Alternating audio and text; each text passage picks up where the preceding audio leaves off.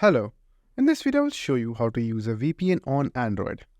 Now it's a very easy process and the VPN that we are going to use is called Turbo VPN. So all you have to do is just simply install the application from your Play Store. Then just simply open the application. After that, you will have a huge variety of servers that you can connect with. So all you have to do is click on the globe option or the circle option at the very top right. And right over here, you will have a list of servers that you can connect with.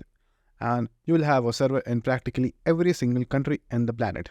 Now, all you have to do is simply choose a server. So let's say, for example, United States.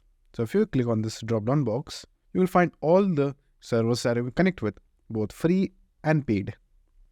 And then just simply choose a server like this, and it will start connecting. Now, after it is connected with the server, it will look something like this, and you will also have a VPN connected option right over here at the status bar, as you can see right over here.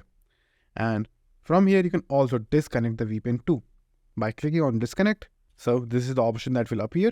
So click on disconnect, and after that, the server will be disconnected. So the best case where you can use this VPN is for playing online games or streaming content that is not available in your particular region.